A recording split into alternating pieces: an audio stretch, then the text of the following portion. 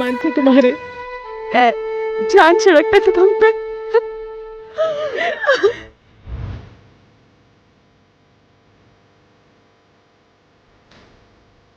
अंतिम क्रिया का समय हो गया है, चिता को मुखाग्नि दीजिए।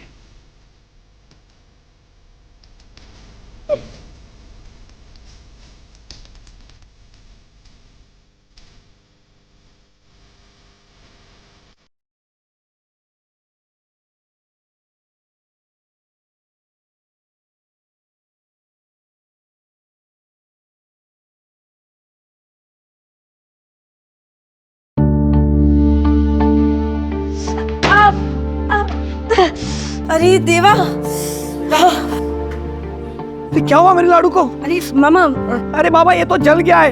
एक गीता ताई नौकरी है, नौकरी है। मामा, इधर पानी में हाथ डाल, पानी में हाथ डाल। मामा, क्या करती है रे, तेरा बिल्कुल ध्यान नहीं रहता है रे। अरे क्या तुम दोनों शोर मचा रहे हो? अब क्या हुआ मेरे बच्चे को? आई कुछ नहीं, वो जरा चटका लग गया। तो चटका? कितना बड़ा चटका लगा है? पर तुझे जरूरत क्या थी, मैं बना देती। नादू से पाला है रे तुझे, मैंने तेरे आई नहीं। तेरे को कुछ खरोच भी आती है ना, हमको बड़ा दर्द होता है। तो चल दवाई लगा, चल चल आजा, चल चल दवाई लगा। ए गीता ताई, ए स्मिता, अरे लवकर। गीता ताई खुश खबर है। हाँ? अब से हमें इस घर का भाड़ा देने की कोई जरूरत नहीं है। ये घर अब हमारे नाम पे है। ये क्या? हे देवा, अरे धन्यवाद। अब सब ठीक हो जाएगा ताई, कोई टेंशन नहीं। मामा, ये मालिक के नाम की जगह मेरा नाम क्यों है? तू ही तो इस घर की असली मालकिन है। हम दोनों का तेरे से और है ही कौन? मेरी तो कोई औलाद नहीं है, होती भी तो तेरे जैसे नहीं हो सकती थी बेटा। तू ही मेरे लिए मेरी बेटी है और मेरा बेटा भी तू है ना?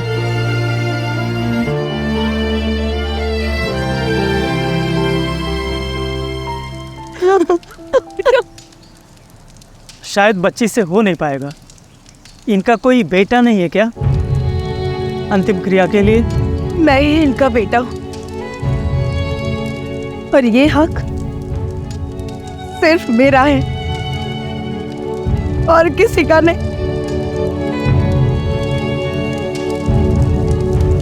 नयनम चिन्वन्ति शस्त्राणि नयनम दहति पावकः न चैनं क्लेदयन्ति आपो न शोषयति मारुतः।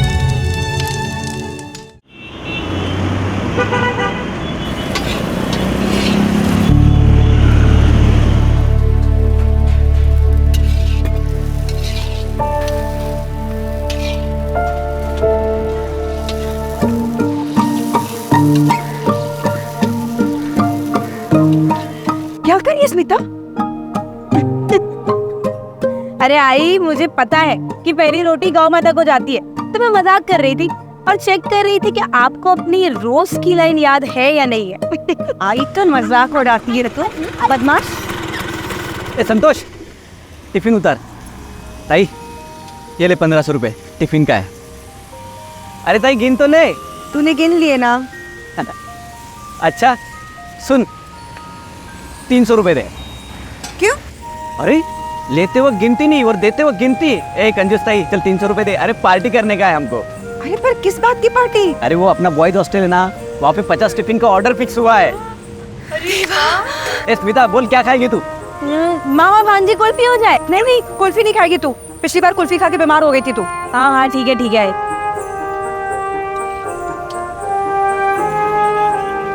आई भी लेते। चल, अरे किधर जा रहे तू? कोनू? अच्छा मेरे लिए भी लेते आना। अरे अभी आई को काम में हेल्प करवा रही हूँ ना, तो वो हो जाएगा, फिर मिलते हैं ना। अरे हाँ पक्का बाबा, आज मिल लूंगी, बस थोड़ी देर। स्मिता आई अब किससे बात कर रही है चुप चुप के? आई अब मेरी फ्रेंड का फोन था, वो बोल रही थी कि आज एक्स्ट्रा क्लास है ना, तो आने में लेट हो जाएगा। अच्छा कोई बात नहीं, होने दे लेट। एक्स्ट्रा क्लास के बाद पिक्चर भी देख के आना, ठीक है? हाँ अब लेट नहीं हो जाएगा मामा? क्यों होगा, किसको फिक्र है? और ऐसा भी तेरा वो बॉयफ्रेंड है ना, वो देख नरेश, हाँ वो तेरे को क्लास भी ले जाएगा, उसके बाद पिक्चर भी दिखा के लाएगा, है ना? तो रिश्ता भी पक्का हो गया है, अब क्या चुप चुप के मिलना। भाई शर्म आती है। अरे बेटा, इस शर्म ही तो अपनी तहजीब है। जाओ एंजॉय करो, जाओ, वो इंतजार कर रहा है। ताई, कितनी प्यारी लड़की है ना हमारी। कल के बच्चे माँ बाप की परवाह तक नहीं करते हैं, इसको शर्म आती है लड़के से मिलने में। और नरेश भी खूब चांगला मुलगा है, अपन इन दोनों की शादी लगा देते हैं जल्दी। पर पता नहीं कैसे विदा करूंगी मैं इसको, इसके बगैर तो मैं। भाई तू चिंता मत कर, सब ठीक हो जाएगा। तो सोचना है, हमने कभी सोचा था कि स्मिता की ज़िंदगी में ऐसा दिन भी आएगा? मैं तो लगा था कि शायद उसकी ज़िंदगी फिर से दोबारा, खैर बाकी लड़कियों की तरह उसकी ज़िंदगी में फिर से खुशहाली आई है। गीता, ए गीता, तुम दोनों भाई बहन, तुम दोनों ने हमारे पेट पे लात मारी है, क्या पकी जा रही है? ताई मैं बताता हूँ क्या बकरी है। वो जो ऑर्डर हमें मिला है ना, वो पहले इन लोगों को मिला था, लेकिन स्टूडेंट लोगों ने इनके खिलाफ कंप्लेंट किया क्योंकि ये लोग खाने में सोडा मिलाते हैं, इसलिए वो ऑर्डर हमको मिला है। मिला नहीं है, छीन लिया है। सत्यानाश हो तुम्हारा, जुबान संभाल के बात कर वरना एक लाफा दूंगी। एक तो हमारा ऑर्डर चुराती, ऊपर से साड़ी बन रही है, हाथ उठा के तो देख, निकाल यहाँ से। तेरे बाप की जगह है, तेरे बाप पे मत जा तू, वरना दिखा दूंगी मैं तुझे। छोड़ना ताई, इन घटिया लोगों के मुंह लगने की कोई जरूरत नहीं है। हाँ, देख लूंगा तुम दोनों बहन भाइयों को मैं। मेरा धंधा छीना ना, बताता हूँ तेरे को मैं। तेरे से जो बने कर लेना। तू देख अभी। चल प्रतीक्षा, चिंता मत कर तुम, ऐसा प्लान है ना मेरे पास। बॉयज़ हॉस्टल तो कैन के भाखड़े पर जो भीड़ लगती है ना, कोई भी नहीं आएगा। देख तू क्या करता हूँ मैं।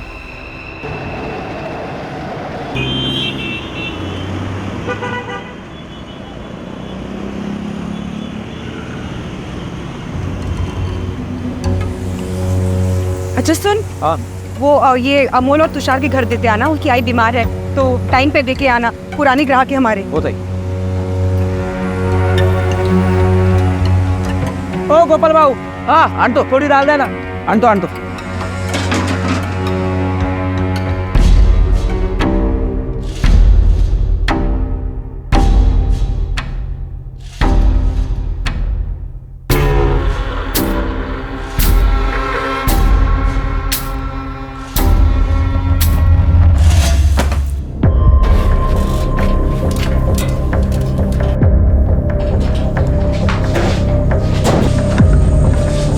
क्या ढूंढ रही है स्मिता, कुछ खो गया है क्या?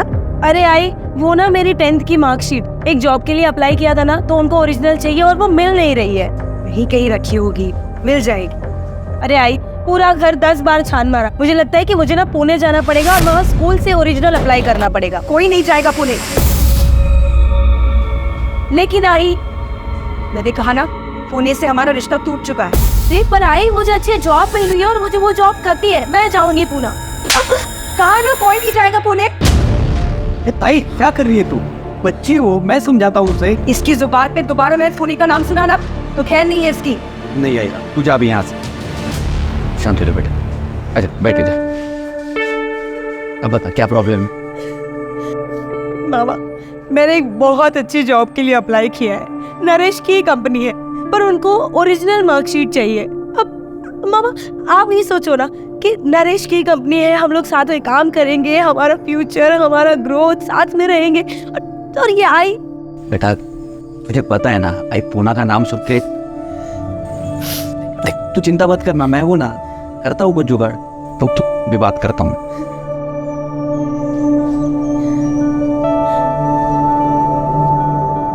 हेलो नरेंद्र भाऊ। अरे गोपाल भाऊ, उठे आए, कितने वर्ष झाले, कैसे हो तुम लोग? हम सब बढ़िया है, तुम्हारी थोड़ी मदद चाहिए थी हमको। स्मिता का स्कूल है ना, उससे 10वीं का मार्कशीट निकालना था।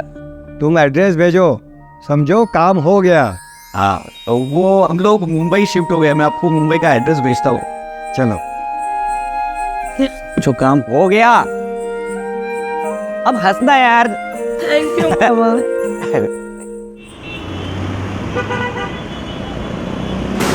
अरे क्या कर रहे हो? ए अमन, समझ खराब हो गया क्या? कोई नहीं रोकेगा हमको। साला तुम लोग इधर जहरीला खाना बेचते हो क्या? या कोई खाना नहीं खाएगा? भाई बहन लोगों को बेवकूफ बना दिया लोग। ये तुम लोगों का दिमाग खराब हो गया क्या? मैं तुम लोगों के हाथ पैर तोड़ डालूंगा, समझ में रखना। सुन तो का हमें आई की तबीयत खराब हुई है, फुटबॉल नहीं हुए उन्हें, बंद करो सब, बंद करो। सुन, तेरी वजह से अगर मेरे आई को कुछ हुआ ना, तेरी जान ले लूंगा, समझा? अरे पर और किसी की कंप्लेंट नहीं आई है। कंप्लेंट चाहिए इनको। और अगर मेरे आई को कुछ भी हुआ ना, मैं तुम दोनों का सर फोड़ दूंगा, समझे? अरे शांत रहे, शांत रहे। ये उनको कोई गलतफहमी हुई होगी, उनकी आई की बात है, तो इमोशनल हो गए होंगे। संतोष चल, हाथ बटा, दोबारा खाना बनाना पड़ेगा। वो लोग हम पर झूठा इल्जाम लगा रहे हैं। अरे मैं छोड़ूंगा नहीं इनको। अरे सुन सुन सुन, देख भरोसा रख मुझ पे, मैं सब ठीक कर दूंगी। मैं जाके ना उनकी आई से बात करूंगी, काजी लोग को करूँ ये ना।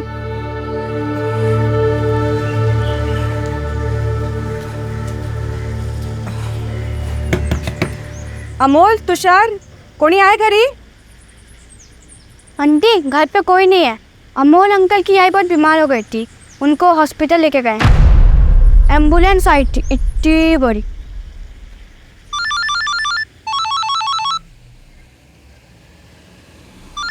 हेलो, हाँ नरेंद्र बाबू। हेलो गोपाल बाबू। स्मिता के पुराने स्कूल में मार्कशीट की अप्लाई कर दी है। धन्यवाद बाबू। आते ही भिजवाता हूँ ना। हाँ, वो एड्रेस मिला क्या आपको? हाँ मिल गया है। मार्कशीट जैसे ही आएगी वैसे ही कॉल करता हूँ। धन्यवाद दादा।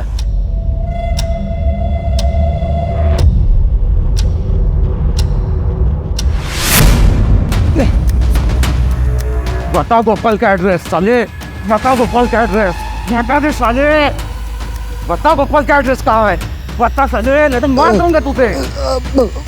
बताता हूँ, वो एड्रेस मेरे मोबाइल में है।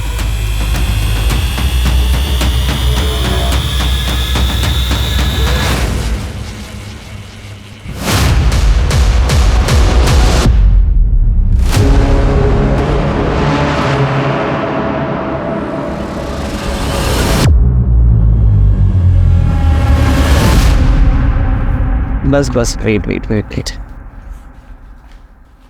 सरप्राइज।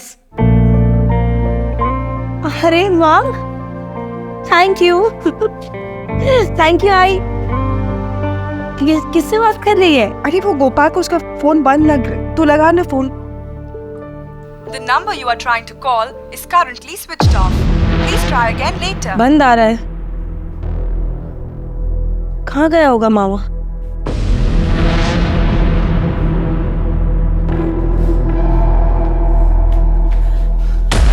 मामा, मैंने आसपास सब जगह देख लिया, पर मामा नहीं मिले। अच्छी टेंशन में लगी है। चल साथ चल के ढूंढते हैं उसे, ऐसे तो कभी जाता नहीं है वो। चल मैं भी आती हूँ। पर तेरा बर्थडे, वो सब जाने दो, मामा को ढूंढते हैं। हाँ चल चल। गोपाल गोपाल मामा भाई, ये इनको देखा है क्या?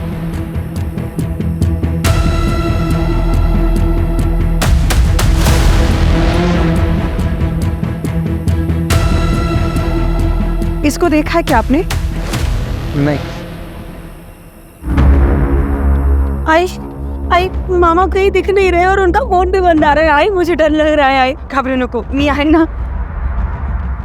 मामा कहीं दिख नहीं रहे, रात भी बहुत हो गई। अब मामा पहले से कभी नहीं, इतना लेट तो कभी नहीं होता उसको, उसका फोन भी बंद नहीं रहता कभी ऐसे। अगर सुबह तक मामा नहीं आते हैं, हमें पुलिस में कंप्लेन करनी चाहिए। कहीं मामा के साथ कुछ गलत। नहीं, चुप बोल नरेश, ऐसा कुछ उल्टा सीधा मत सोच। अब चल स्मिता, हम घर चलते। नरेश तू भी घर चला जा, गोपाल आ जाएगा, उसको कुछ नहीं होगा। चल स्मिता, चल चल।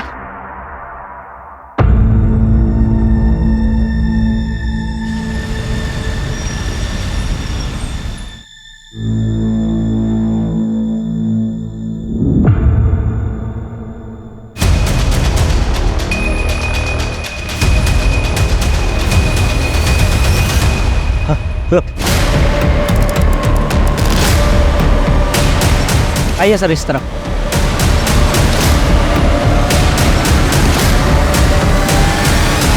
बॉडी को सबसे पहले तुमने देखा था? जी सर, और देखते ही मैंने आपको कॉल किया सर। पक्का? हाँ सर पक्का। इधर रुकना, जाना नहीं कहीं। जी सर। इसका कत्ल कल रात को ही हो चुका है, खून अभी पूरी तरह से जमा नहीं। पर जिस किसी ने मारा है बहुत बेरहमी से मारा है। बात सुनो, इसे किसी ने आइडेंटिफाई किया? ये नहीं, हम तो यहाँ से है नहीं सर, और यहाँ का कोई लोकल आदमी भी नहीं है। कोई तो लोकल कोऑर्डिनेटर होगा जिसने शूट अरेंज किया है। हाँ है ना सर, वो कहाँ है? वो बाहर। सावन, सब बात करो उससे। ले और गायकवाड़, सर आसपास का एरिया अच्छे से सर्च कराओ, देखो कोई आइडेंटिफिकेशन मिलती है क्या इसकी। फॉरेंसिक टीम को भी इन्फॉर्म करो। Right sir. बॉडी का पंचनामा कराओ और पोस्टमार्टम के लिए भेजो। सर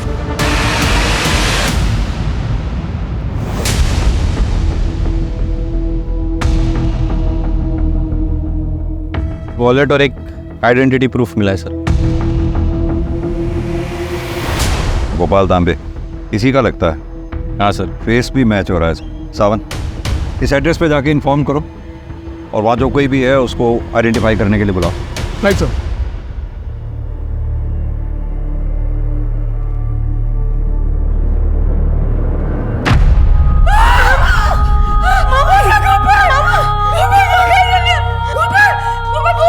आज मेरा जन्मदिन है ना, तो ऐसा नहीं कर सकता मामा। मामा ये क्या तू ऐसे बोल रहे? मामा बोल ना कुछ। देखिए, कल रात कुछ लोगों ने इनका खून कर दिया। नहीं नहीं गोपाल।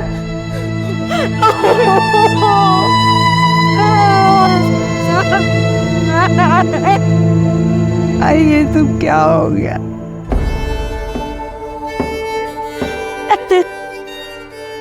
आप लोगों का दुख हम समझ सकते हैं, लेकिन अगर आप वाकई चाहते हैं कि आपके भाई के हत्यारों को सजा मिले, आपको हमारी मदद करनी होगी। आई बाबा के गुजर जाने के बाद मैंने ही बार पोस्ट के उसको बड़ा किया था। भाई नहीं था वो, मेरा बेटा था। देखिए, संभालिए अपने आप को। लेकिन हम कैसे रहेंगे तेरे बिना? मुझे लगता है नहीं माँ बेटी इस वक्त किसी भी तरह की स्टेटमेंट देने की हालत में है। एक काम करो सर, आस पड़ोस में पूछताछ करो, शायद उनसे कुछ पता चले गोपाल के बारे में। Right sir. सर कुछ दिन पहले गोपाल मामा का जगन से झगड़ा हुआ था और जगन ने उन्हें जान से मारने की धमकी दी थी। मौसी जल्दी चलो, उधर गोपाल मामा खराड़ा हो गया। हाय देवा, क्या बोल रहे तू? चल मैं आ रही। चल चल चल। चलना रे, उठा वो बता रहा है। हां गाइस, मेरे पीठ पीछे मेरी बीवी के नाम पूछ रहा था तो। मैंने तेरी बीवी का बस ख्याल रखा है। ये पता है ना, ये सब गए कानूनी सब। 3 साल पहले तो तू अपनी बीवी को छोड़ के भाग गया था, तब गोपाल ने संभाला उसे, वरना भूखी मर जाती तेरी बीवी। 1 हफ्ते पहले तो तू आया है, दारू के अड्डे पे पड़ा रहता है, गोपाल को बोलता है। और इतना मर्द है ना तू, तो अपनी बीवी का ख्याल रखना सीख, फिर दिखाना अपनी मर्दांगी। चल गोपाल। तेरे में जितना भी जोर है ना, देख। चल क्या तेरे। दिखाता हूँ मैं इसको मरता। सर नमस्ते सर, मेरा नाम प्रतीक्षा है। मैं वो स्टॉल पे काम करते हैं हम लोग। सर वो अमोल और तुषार है ना, उन्होंने आके बहुत झगड़ा किया था इधर। वो इन पे बनाए हुए खाने से उनकी माँ बीमार पड़ गई थी और फिर मर गई। सर मुझे याद है उन्होंने धमकी दी थी कि अगर उनकी माँ को कुछ हो गया ना, तो ये भाई बहन को जान से मार देंगे। सुना है कि तुम दोनों ने गीता और गोपाल को जान से मारने की धमकी दी थी। हाँ सर दी थी। क्यों? साहब उसका खाना खाकर हमारे आई की मौत हो गई। कल रात से सांस लेने की तो फुर्सत नहीं मिली हमें। अभी अंतिम संस्कार करके आ रहे हैं आप लोग।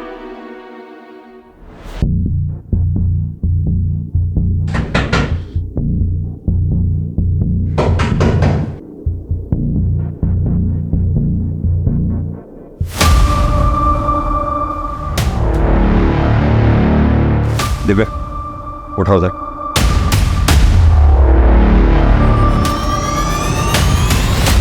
आप ठीक तो हैं? जी सर। कैसे हुआ ये? मेरे पति ने जगन कहाँ है? जगन काम करो, गाड़ी में से फर्स्ट एड बॉक्स ले आओ। सर उसे पहले से गोपाल और मेरे रिश्ते पर शक था। जैसे आज उसे पता चला कि गोपाल की लाश मिली है, उसने अपना सामान बांधा और निकलने लगा। सर मैंने उसे रोकने की भी बहुत कोशिश की। मैंने उसे ये भी कहा कि मुझे उस पर शक है कि उसने गोपाल की हत्या की, लेकिन उसने मुझे बहुत मारा सर और भाग गया। तुम्हें ऐसा क्यों लगता है कि जगन ने ही गोपाल को मारा होगा? क्योंकि वो गोपाल से बहुत चलता था सर। कल रात को ही मैंने किसी से बात करते हुए सुना कि वो गोपाल को मार देगा। कहाँ गया होगा वो? था नहीं सर। सावन, जगन का नंबर ले लो इनसे। नंबर बताइए।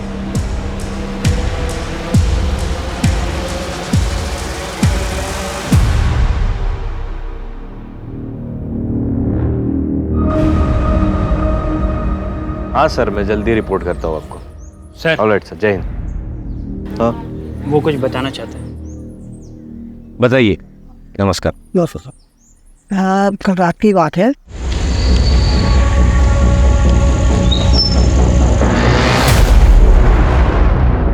सर आपको ये एड्रेस पता है? अरे हाँ, ये तो अपने गोपाल बाबू है। यही आगे आपका बाकड़ा उनका लगता था। और लेकिन अभी आप लेट हो गए, दुकान बंद हो गई है उनकी। नहीं, ये घर वाला एड्रेस है, 27/4 नवजीवन सोसाइटी। हाँ, आप एक काम करो। अरे गोपाल भाऊ, अरे ये हो गया, अभी देखो अभी गए। अब घर पे आने की जरूरत नहीं है। वो आदमी गोपाल भाऊ के पीछे गाड़ी से भाग गया। उसका चेहरा याद है? मास्क ढका हुआ था। बाइक का नंबर या कौन सी बाइक थी, कुछ तो याद होगा। मैं अंधेरे की वजह से ध्यान दे नहीं पाया।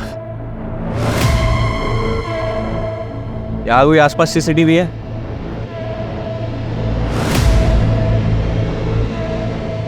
CCTV footage मांगवा। यस, ठीक है। सर, त्रिवेदी का पति जगन, उसकी कोई खबर नहीं मिल रही है। वो जरूर अंडरग्राउंड हो गया है सर, क्योंकि उसने अपना मोबाइल स्विच ऑफ कर रखा है।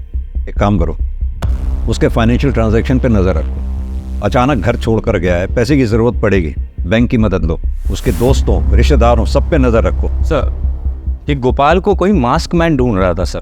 जिस दिन मर्डर हुआ उसी दिन हमने वहाँ के एरिया के पान वाले से बात की है और उसने ये बताया कि उसने किसी मास्क वाले को देखा था। और फिर हमने सीसीटीवी फुटेज चेक किया और उसके बाद पता चला उसके बाइक का नंबर सर। और पुणे पुलिस से भी क्रॉस चेक किया था, उन्होंने कहा था कि एक रात पहले वो बाइक चोरी हुई थी। यानी कि गोपाल के मर्डर का कनेक्शन पुणे से है। Absolutely sir. सर, एक और इंटरेस्टिंग बात पता चली है कि ये गोपाल को किसी नरेंद्र नाम से 2 बार फोन आया था। एक मर्डर के कई दिन पहले और एक ठीक मर्डर के दिन। हमने कोशिश की नरेंद्र को कांटेक्ट करने की, लेकिन उसका फ़ोन स्विच ऑफ आ रहा है सर। तो फिर देर किस बात की है? पुणे पुलिस से कांटेक्ट करो, उनकी मदद लो। सर, एक और फैक्ट है। ठीक मर्डर के रात गोपाल को तुषार का फ़ोन आया था सर। ये वही तुषार है जिसने गोपाल को जान से मारने की धमकी दी थी। सावन, एक काम करो, तुम तुषार और उसके भाई दोनों को थाने उठा के ले आओ।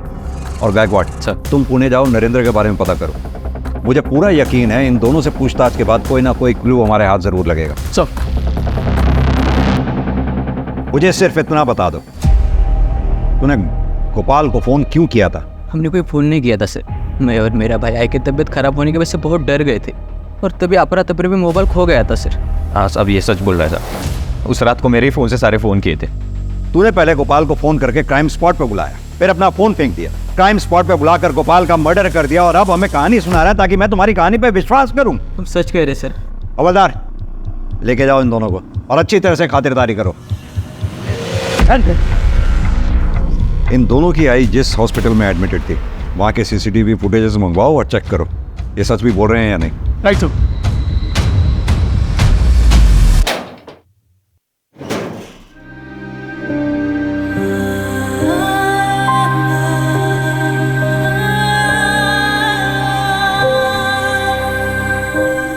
स्मिता, तेरे लिए एक सरप्राइज है। सरप्राइज? पहले अपनी आंखें बंद कर।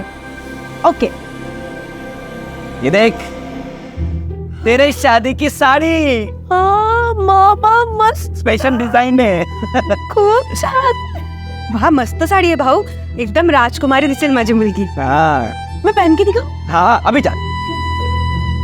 ताई पूरा मार्केट घुमाऊं मैं, तब जाके ये अच्छी साड़ी मिली मेरे को। स्मिता की शादी बड़ी धूमधाम से करेंगे, किसी चीज की कोई कमी नहीं पड़नी चाहिए। मामा, एकदम राजकुमारी। ये देख मामा, तेरे लिए surprise, coat pant shirt tie सब कुछ। मेरी शादी में क्या ये हाफ पैंट पहन के आएगा तू? अरे ये मैंने कभी नहीं पहना रे, ताई की शादी में भी नहीं पहना। पूछ ताई को। पर मेरी शादी में पहनना पड़ेगा। अभी जाओ जाओ जाओ जाओ जाओ, यार ट्राई करके आओ, जाओ जाओ जाओ। कितना जबरदस्ती करती है यार। अभी देख मामा कैसे लगी है।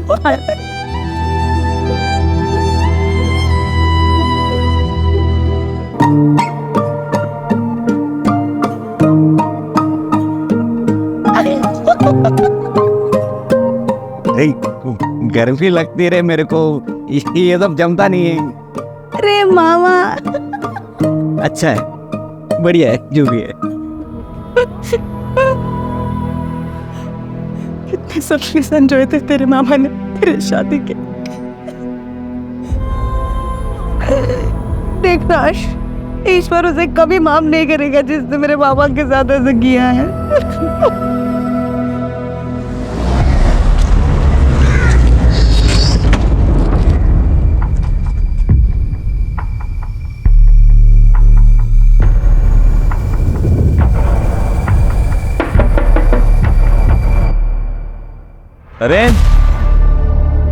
नरेंद्र,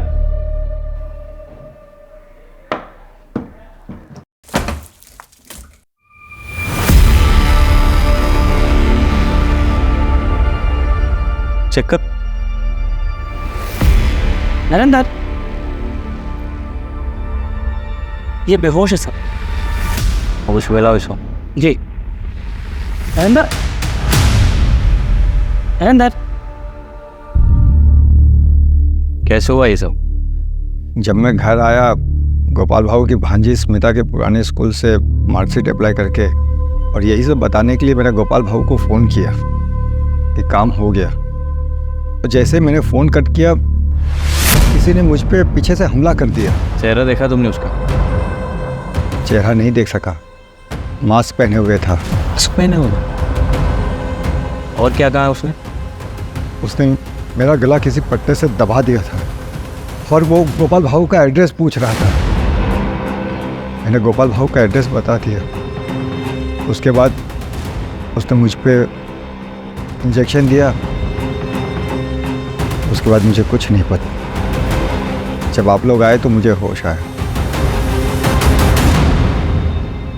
ये वो मास्क मैन? हाँ, यही है। आपको जान के दुख होगा, लेकिन गोपाल जी का मर्डर हो गया है। क्या? यही है, इसी ने गोपाल भाऊ को मारा है। मुझे विश्वास है यही है, इसी ने एड्रेस मांगा था।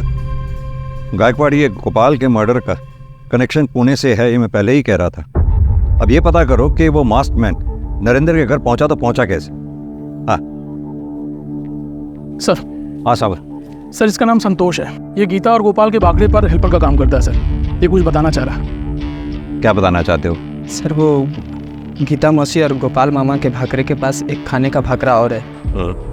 अच्छा, ये वही कपल है ना, शरद और प्रतीक्षा बालेराव? जी सर, पहले इनके पास बॉयज़ हॉस्टल में खाना पहुंचाने का कॉन्ट्रैक्ट था, लेकिन वो जो गीता मौसी और गोपाल मामा को मिल गया था। इस बात पे प्रतीक्षा मौसी और गीता मौसी का झगड़ा भी हुआ था सर। जब से लेके वो शरद जो है वो गोपाल मामा के पीछे रहता था। एनीवेज, इन्फॉर्मेशन के लिए शुक्रिया, थैंक यू। सामंत, एक काम करो, ये शरद भालेराव को थाने लेके आओ। अच्छी तरह से खातिरदारी करते हैं, देखते क्या बोलता है। सर। बोलो रमेश। सर, ये देखिए, नरेंद्र के घर के पास का सीसीटीवी फुटेज आ गया है। ये सर, ये वो मास्क मैन है। एक मिनट बैठ जाना थोड़ा। हाँ, एक सेकेंड, जूम करो उसको। ये ऑटो का नंबर, इसकी जांच पड़ताल करो और उसको लेके आओ, ठीक है? जी सर। मेरा बाकड़ा और घर उसी एरिया में है और गोपाल से मेरा कंपटीशन भी रहता था। बाकी इसको लेकर अगर थोड़ा बहुत झगड़ा हो भी गया तो इसका मतलब ये नहीं कि मैंने उसको मारा है। अगर एक भी सबूत तेरे खिलाफ मेरे हाथ लग गया ना, तो ये शरीर पे जितनी भी चमड़ी दिख रही है सारी उतार लूंगा। फिलहाल तुझे छोड़ रहा हूं, हमें बिना बताए शहर छोड़कर जाइयो मत। हवलदार। Yes sir. लेके जाओ उसे। ये मास्क पहने हुए आदमी को तुमने कल्याणी नगर ड्रॉप किया था, राइट? हाँ सर। उठाया कहाँ से था? सर, विवान नगर हाईवे से ये बैठा था मेरे साथ। हाईवे से मतलब उसके घर का पता लगाना मुश्किल है। शक्ल याद है? सर, उसने पूरे टाइम तो मास्क पहन के रखा था, लेकिन एक जगह ऑटो खराब हो गया था तो वहाँ पर इसने मास्क निकाल के सिगरेट पिया था, तो थोड़ा चेहरा याद है। स्केच आर्टिस्ट ने बोलवा, जैसा देखा था एग्जैक्ट वैसा हुलिया बताना, ठीक है? सर कोशिश करूँगा मैं। तीन जायला गीता जी, आप पुणे के रहने वाले किसी नरेंद्र नाम के आदमी को जानती हैं? आपके भाई गोपाल की 2 बार बात हुई थी उससे। जी, वो मेरे लिए ही हुई थी, मेरी मार्कशीट के लिए। ये बात तुमने मुझे क्यों नहीं बताई? आई वो घटना वाले दिन नरेंद्र पर भी हमला हुआ। किसी मास्क लगाए हुआ आदमी ने हमला किया और उसी आदमी ने नरेंद्र से आप लोगों के घर का ज़बरदस्ती एड्रेस भी लिया। वो आदमी आप लोगों के घर के पास आया भी, सामने पान वाले से पूछा उसने, लेकिन तभी आपका भाई गोपाल घर से निकलता हुआ उसको नज़र आया, जो कि उस आदमी को पान वाले ने दिखाया। और उसके बाद गोपाल के साथ जो कुछ भी हुआ वो आप लोग जानते ही। पर कौन था ये मास्क मैन? हमने पुणे जाके तफ्तीश की है और उसके इंफॉर्मेशन बेस्ड ये स्केच बनवाया है। परवीन?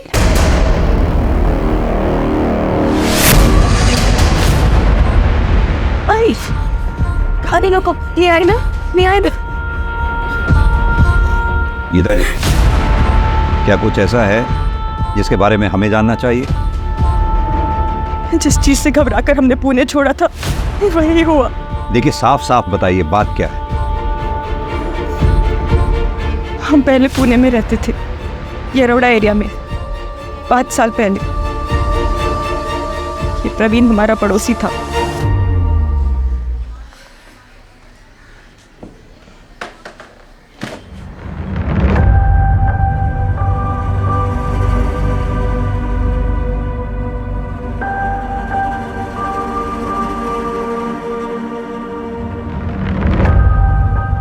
क्या हुआ बेटा? कुछ हुआ है क्या? बेटा बोल ना, माँ हूं मैं तेरी। मुझसे नहीं बोलेगी तो किससे बोलेगी? बोल ना बेटा।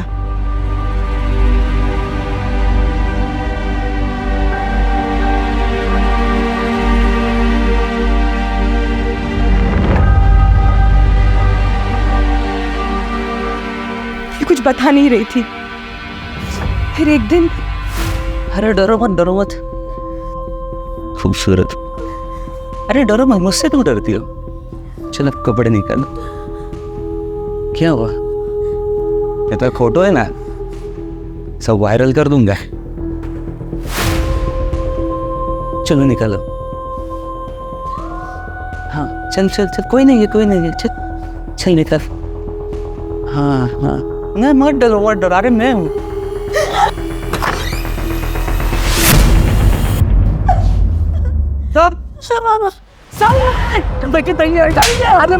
हमने तुझे हमारा पड़ोसी समझा, तूने हमारी बेटी के साथ मुझे छोड़ूंगा नहीं।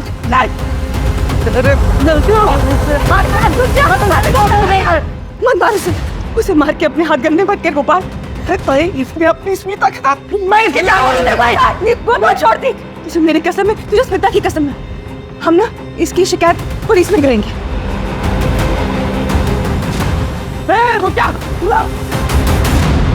उसके बाद मैंने प्रवीण को पुलिस के पास सौंप दिया। भाई जब हम घर लौट के आए तो सारे पड़ोसी हमें ऐसे देख रहे थे जैसे कि प्रवीण ने नहीं बल्कि मेरी बेटी स्मिता ने ही कोई पाप किया हो। उसके बाद हम पुणे छोड़ के चले गए। फिर प्रवीण को लंबी सजा हुई, उसका करियर भी बर्बाद हुआ। उसने बदला लेने के लिए गोपाल को मार डाला। राक्षस है वो।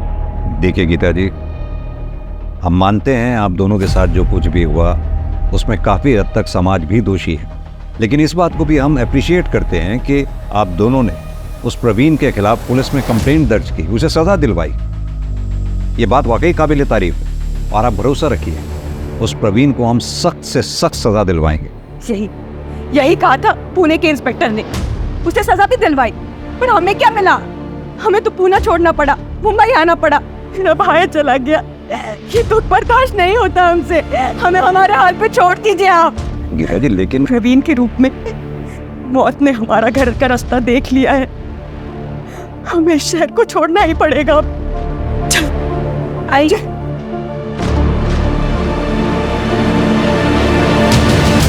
सर बहुत बुरा हुआ गीता और उनकी बेटी के साथ। मुझे ये प्रवीण जल्द से जल्द सलाखों के पीछे चाहिए एट एनी कॉस्ट।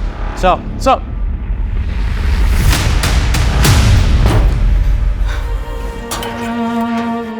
हम फिर से भाग रहे हैं आई। तेरे मामा को तो खो दिया मैंने, अब और कोई गलती नहीं करनी चाहती। और मामा को इंसाफ मिले ना मिले उससे तुझे कोई परवाह नहीं है। मुझे तेरी परवाह ज्यादा है। गोपाल तो अब वापस नहीं आने वाला। आई पर ये जो तिनका तिनका जोड़ जोड़ के तुम लोगों ने घर बसाया उसका क्या? मामा नहीं रहा पर वो अब भी यहाँ बसता है, उसकी यादें हैं यहाँ। आई तुझे मेरी फिक्र है ना? आई मैं तुझे विश्वास दिलाती हूँ मुझे कुछ नहीं होगा। सर उस जगन को लेके आए, बोलो मैं अपने चाचा के यहाँ छुपा हुआ था वो। मारो। चल हो जा शुरू। साहब मेरी पत्नी है ना वो त्रिवेणी, सब बहुत चालू हो रहे थे साहब। वो साहब पहले वो गोपाल को अपने प्रेम में फंसाया, उसके बाद मुझे जेल भेजना चाहते हैं साहब। वो गोपाल की हत्या से मेरा कोई सरोकार नहीं है साहब। तो फिर भागा क्यों? मैं डर गया था साहब। वो मेरी पत्नी ने खुद को मार मार के घायल कर लिया। वो मुझे बोलती है कि पुलिस को बुला के गई कि मैंने उसको मारा, और फिर कहेगी कि गोपाल की हत्या में मैंने की साहब। सच में डर गया था साहब, मैंने कुछ नहीं किया साहब। सर गीता जी आई। सर मेरी बेटी स्मिता कुछ पता नहीं चल रहा सर। वो सवेरे से गायब है, उसका फोन भी बंद है। ये भी तो हो सकता है कहीं किसी सहेली के यहाँ गई हो स्मिता, या फिर अपने मंगेतर नरेश के यहाँ। सब जगह पूछ लिया मैंने। नरेश तो काम से बाहर गया हुआ है, उसका भी फोन नहीं लग रहा, उसके घर पे ताला लगा हुआ है। आप फिक्र मत कीजिए, हम पूरी कोशिश करते हैं स्मिता को ढूंढने की।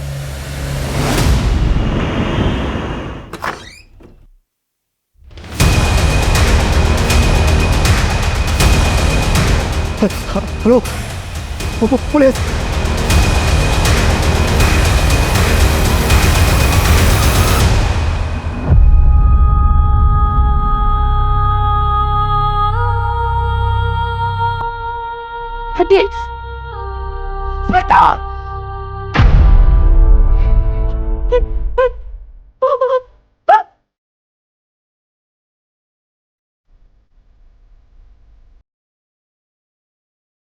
मैडम हाथ मत लगाइए प्लीज। आप होते कौन है मुझे रोकने वाले? इस बच्ची को मैंने 9 महीने अपने पेट में पाल पोस के इतना बड़ा किया और मैं इसे हाथ नहीं लगा सकती। देखिए मैम, मर्डर केस है, एविडेंस हो सकता है। बाहर में जाते एविडेंस। मैंने आपसे कहा था बन के जाती है तफ्तीश।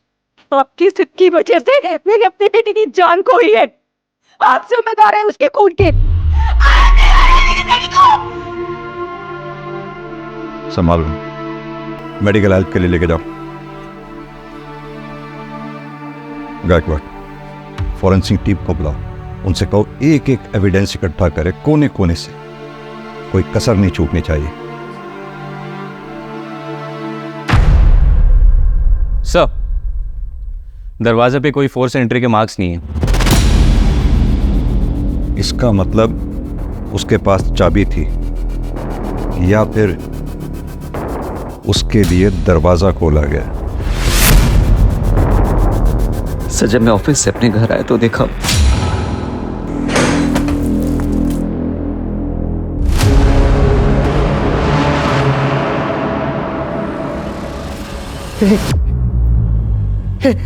स्मिता, पूरा दिन कहाँ थे तुम?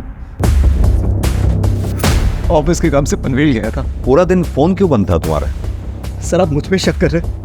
सर मैं स्मिता से प्यार करता हूँ और आपको लगता है कि मैंने उसे। No melodrama please. घर की चाबी किसके पास रहती है? सर एक मेरे पास और एक स्मिता के पास। और किसी के पास? प्लीज। तुम पे शक ना करने की कोई वजह नहीं छोड़ रहे हो मेरे पास। तुम मेरे रडार पे हो। सर अभी प्रवीण का फोन नरेश के घर के पास वाले एरिया में, यानी कि गोरेगांव वेस्ट में एक्टिव हुआ है। उसकी एग्जैक्ट लोकेशन पता करो।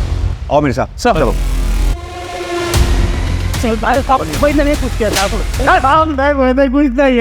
लड़कियों को मोलेस्ट करता है और कहता है कुछ नहीं किया। हम सच नहीं, मैं बनने के इरादे से पूरा से मुंबई आया था। उसने गोपाल का पीछा भी किया, लेकिन उसने पहुंचने से पहले सब चला गया था साहब। स्मिता पर नजर रखने के लिए मैं याद है को आया साहब। इसका मैंने पीछा भी किया साहब, लेकिन वो मेरे हाथों से बच गए। मारते रहो इसे तब तक जब तक सच ना बोले। मैंने कैसे कर और मारूंगा तेरा। इस केस में हमारे पास इतने सारे सस्पेक्ट्स हैं, लेकिन एक के भी खिलाफ हमारे पास कोई स्ट्रॉन्ग एविडेंस नहीं है।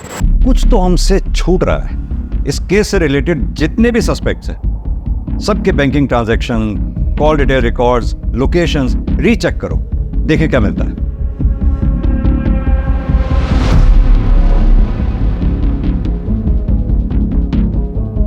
कोई तो क्लू छोड़ा होगा सर, इन नरेंद्र के कॉल रिकॉर्ड्स। इसके मुताबिक जिस दिन गोपाल का मर्डर हुआ उसी दिन वो पुणे से मुंबई आया था, और पोस्टमार्टम रिपोर्ट के मुताबिक टाइम ऑफ डेथ के बाद वो पुणे से मुंबई आया था। लेकिन जब नरेंद्र के घर में पूछताछ करने गए तो उसने कहा कि बेहोशी के इंजेक्शन के कारण वो दिन भर घर में पड़ा हुआ था सर। इनफैक्ट जब हम उसको मिलने गए थे तो वो बेहोशी की हालत में ही था। तेरे कॉल डिटेल रिकॉर्ड्स हैं हमारे पास। तेरे मोबाइल की लोकेशन जहाँ गोपाल का मर्डर हुआ वहाँ की थी, और यही नहीं, नरेश के घर पे भी तेरा मोबाइल एक्टिव था जहाँ स्मिता का मर्डर हुआ। क्या कर रहा था? क्यों किया ये सब? पैसों के लालच में। और कौन करवा रहा था ये सब?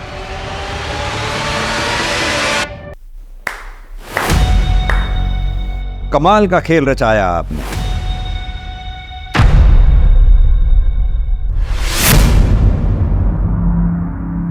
गीता जी, अब तो आपकी समझ में आ ही गया होगा कि आपका पर्दाफाश हो चुका है। अब आप सच सच बताइए, इससे पहले कि जो आपके प्रति मेरी सहानुभूति थी वो नफरत में बदल जाए या मेरे सब्र का बांध टूट जाए, सच सच बता दीजिए। मैं नहीं चाहती थी कि स्मिता और नरेश की शादी हो, क्योंकि नरेश हमारी जात का नहीं है, ना ही हमारी बराबरी का है। लेकिन स्मिता नरेश से बहुत प्यार करती थी और गोपाल भी इसको सपोर्ट कर रहा था। मैं किसी तरह इस शादी को रोकना चाहती थी। स्मिता को तो मैं फिर भी पटा लेती, लेकिन गोपाल वो रास्ते में आ रहा था। फिर उस दिन मैंने गोपाल और नरेंद्र की बातें सुन ली। अरे स्मिता का स्कूल है ना, उससे 10वीं का मार्कशीट निकालना था। नरेंद्र मेरा पुराना दोस्त है। मैंने उससे बात की। प्लान को मजबूत करने के लिए अमोल और तुषार की माँ, जो हमेशा बीमारी रहती है, उसके खाने में कुछ सड़ा मिला दिया। उससे उसको फूड पॉइजनिंग हो गई और वो चल बसी। उसका इल्जाम उन्होंने हम पे लगाया। तुम लोग इधर जहरीला खाना बेचते हो क्या? या कोई खाना नहीं खिलेगा? तेरी वजह से अगर मेरे आई को कुछ हुआ ना, तेरी जान ले लूँगा, समझा? फिर उसके बाद हमदर्दी देने मैं उनके घर गई। वो दोनों तो घर पर नहीं थे, लेकिन मुझे उनका फ़ोन मिल गया जो हड़बड़ी में गिर गया था। मैंने उसको उठा लिया। फिर प्रवीण पैरोल से जेल से बाहर निकला था। उसने नरेंद्र पे अटैक किया, जो मुझे नरेंद्र ने बताया। प्रवीण तुम्हारा एड्रेस लेके गया है। मैं समझ गई थी कि प्रवीण मुंबई हमारे पीछे ज़रूर आएगा, तो मैंने नरेंद्र को मुंबई बुला लिया और उसके फ़ोन से गोपाल को कॉल कर लिया और उसको खंडर में बुला लिया मार्कशीट लेने के लिए। नरेंद्र उठा रे, है मानुस यार।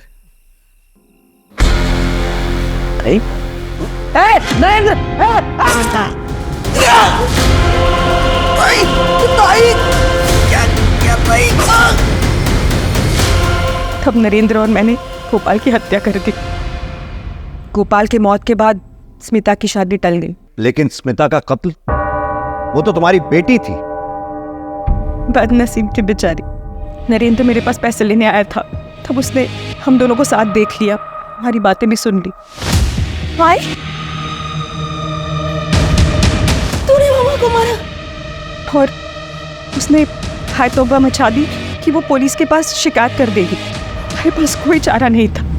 नरेंद्र ने ऐसे उसके सिर पे वार किया जिससे वो बेहोश हो गई।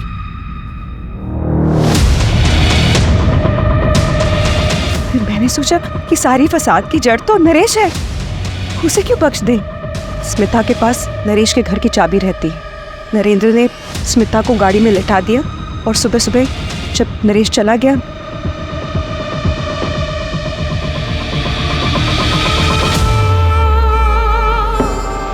उसकी हत्या कर दी।